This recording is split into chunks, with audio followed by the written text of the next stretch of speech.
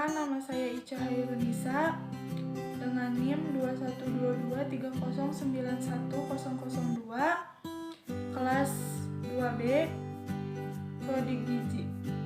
Di sini saya akan mereview pertemuan kedua dan ketiga mata kuliah Sosiologi Antropologi yang diampu oleh Ibu Esi Julfiani, SPSI MHKes.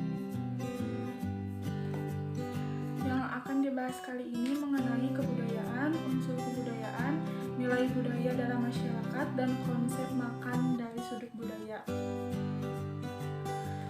Definisi kebudayaan. Kata kebudayaan berasal dari bahasa Sanskerta, yaitu budaya, yang merupakan bentuk jamak dari budi, yang berarti budi atau akal. Kebudayaan diartikan sebagai hal-hal yang bersangkutan dengan budi atau akal. Menurut beberapa ahli, menurut E.B. Taylor 1871, kebudayaan adalah kompleks yang mencakup pengetahuan, kepercayaan, kesenian, moral, hukum, adat istiadat, dan lain kemampuan-kemampuan serta kebiasaan-kebiasaan yang didapatkan oleh manusia sebagai anggota masyarakat. Menurut Selo Sumarjan dan Suleman Sumardi, kebudayaan semua hasil karya, rasa, dan cipta masyarakat. Karya masyarakat menghasilkan teknologi dan kebudayaan, kebendaan, atau kebudayaan jasmaniah atau material kultur yang diperlukan oleh manusia untuk menguasai alam sekitarnya agar kekuatan serta hasilnya dapat diabadikan untuk keperluan masyarakat.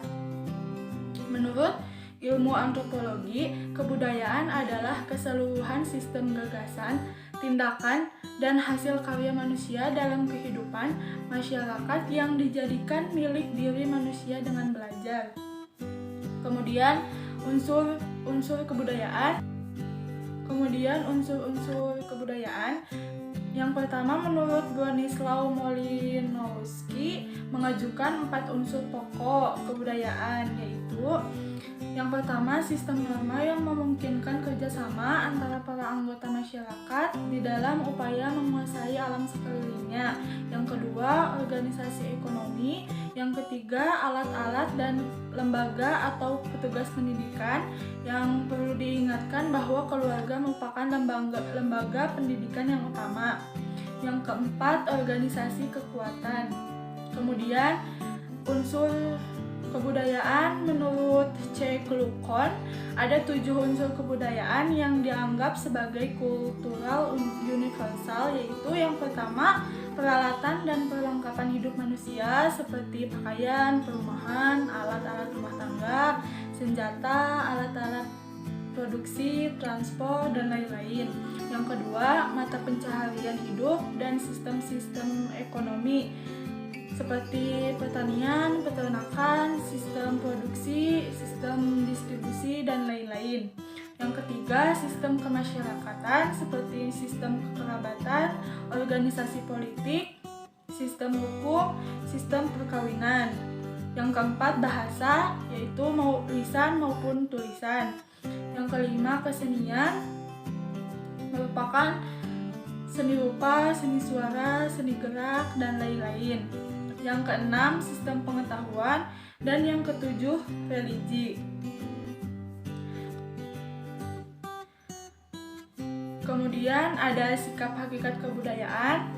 Yang pertama, kebudayaan terwujud dan tersalurkan lewat perilaku manusia. Yang kedua, kebudayaan telah ada terlebih dahulu mendahului lahirnya suatu generasi tertentu dan tidak akan mati dengan habisnya usia generasi yang bersangkutan.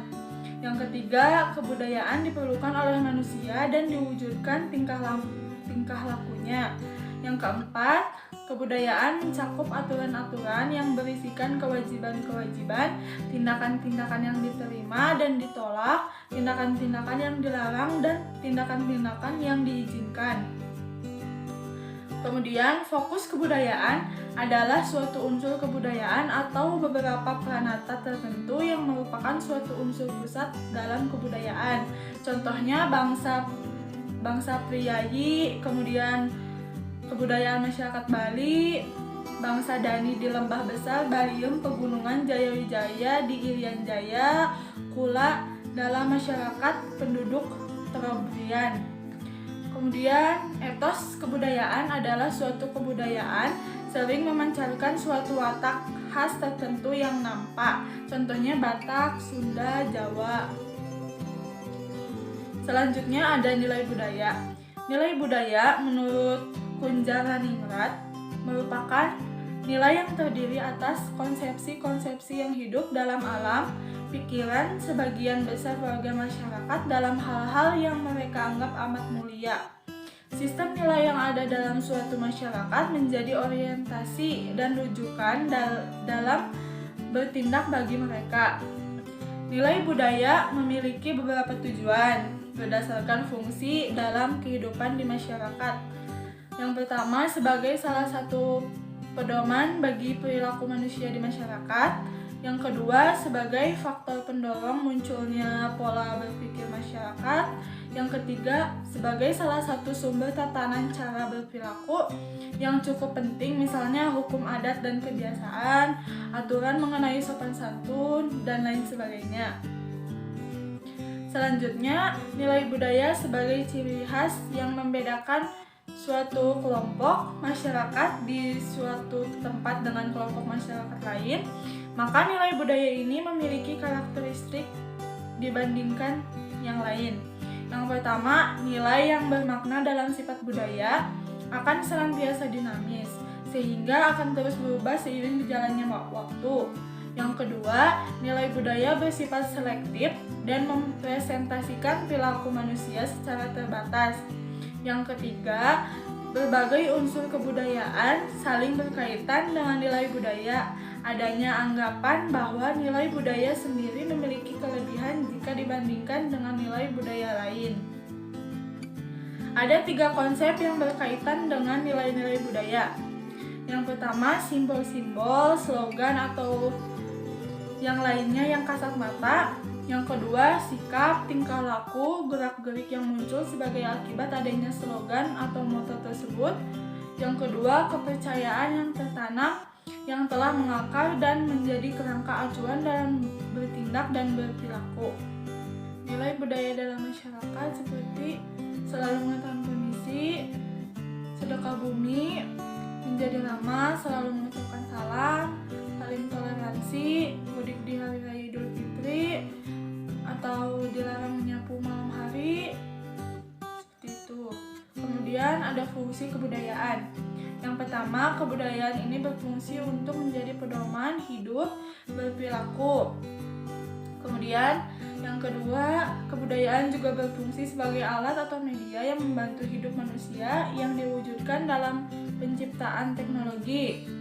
Yang ketiga, kebudayaan juga dapat berfungsi sebagai kontrol sosial atau tata tertib bagi masyarakat. Kemudian, konsep makan dari sudut budaya.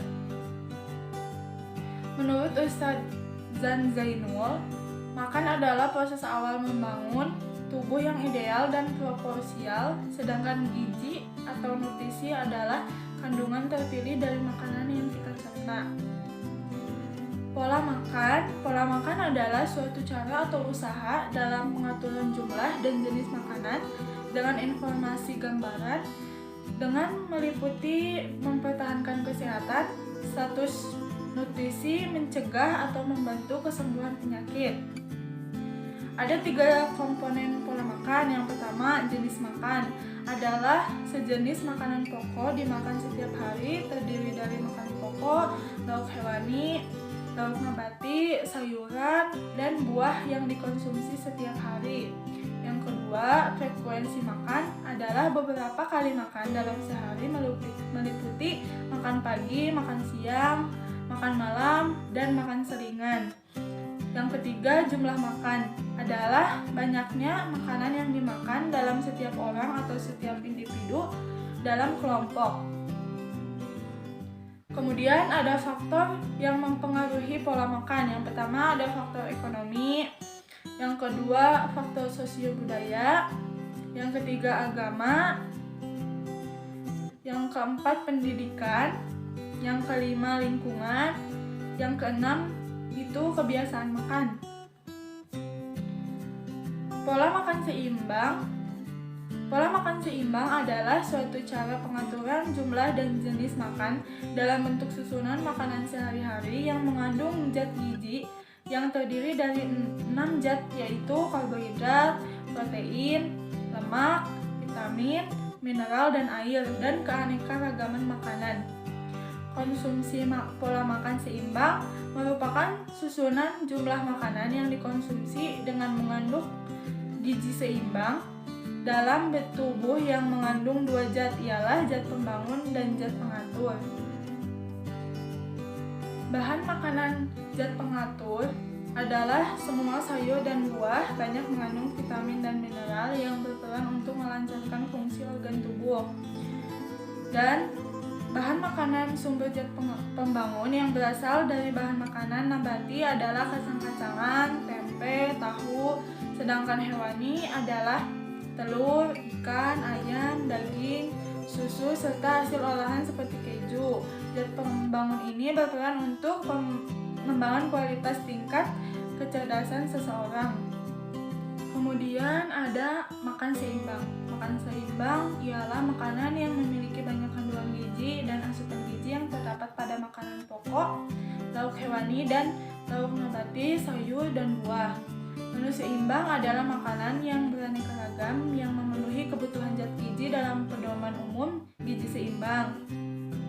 Jumlah dan jenis makanan sehari-hari ialah cara makan seseorang individu atau kelompok orang yang dengan mengkonsumsi makanan yang mengandung karbohidrat, protein, sayuran, dan buah frekuensi 3 kali sehari dengan makan selingan pagi dan siang.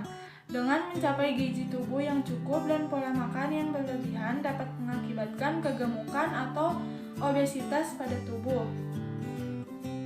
Konsumsi makan adalah susunan makanan yang merupakan suatu kebiasaan yang dimakan seseorang dalam jenis dan jumlah bahan makanan setiap orang dalam hari yang dikonsumsi atau dimakan dalam jangka waktu tertentu.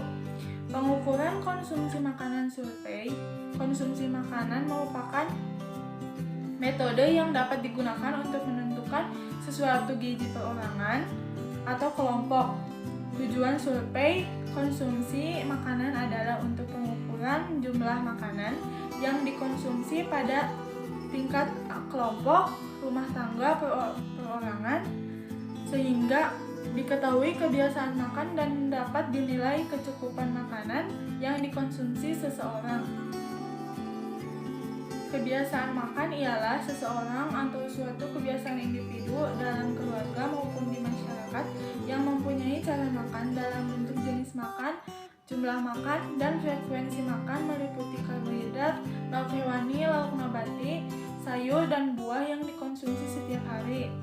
Kebiasaan sarapan pagi merupakan salah satu dasar dalam pedoman umum gizi seimbang bahwa kebiasaan sarapan pagi suatu cara makan seorang individu atau kelompok bermasyarakat yang baik karena sarapan pagi dapat menambah energi yang cukup dan beraktivitas untuk meningkatkan produktivitas.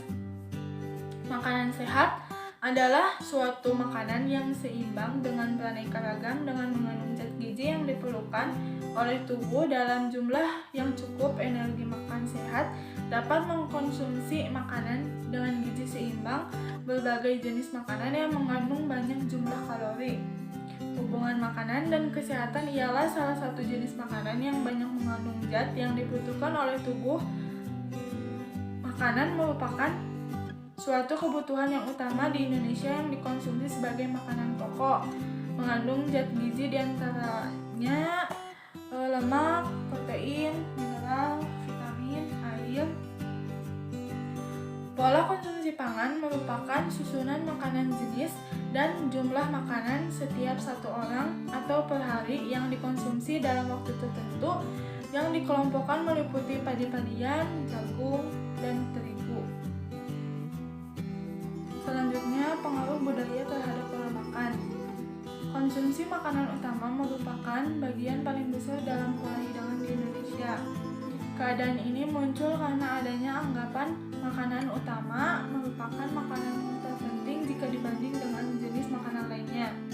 Suatu hidangan dianggap tidak akan sempurna jika tidak terdapat makanan pokok di dalamnya. Meskipun begitu, pandangan sosial budaya menganggap makanan mempunyai arti yang lebih luas daripada hanya sebagai sumber gizi. Hal ini terkait dengan adanya kepercayaan, posisi, prestis, pertemanan, serta kedamaian dalam kehidupan manusia. Makanan sebagai simbol budaya. Makanan sebagai material budaya dapat dipahami dalam dua sisi, yaitu makanan sebagai sesuatu yang telah menjadi tradisi budaya dalam kehidupan sebuah masyarakat, dan makanan sebagai gaya hidup yang dijadikan sebagai suatu budaya yang dikembangkan. Memahami kebudayaan etnik lain melalui makanan. Makan merupakan kebutuhan pokok manusia. Tanpa makan, manusia tidak akan bertahan hidup. Setiap suku, bangsa, negara memiliki kebiasaan makan yang berbeda, cara pandang, nilai etika, dan kesopanan yang berbeda dalam makan. Melalui makanan yang berbeda antar etnik, dapat melihat bahwa kebudayaan antar etnik berbeda. Contohnya, sosis dari darah di Korea Selatan, tawar darah di Bali. Sekian yang dapat saya sampaikan. Semoga ilmunya bermanfaat. Wabillahi taufiq wal hidayah. Wassalamualaikum warahmatullahi wabarakatuh.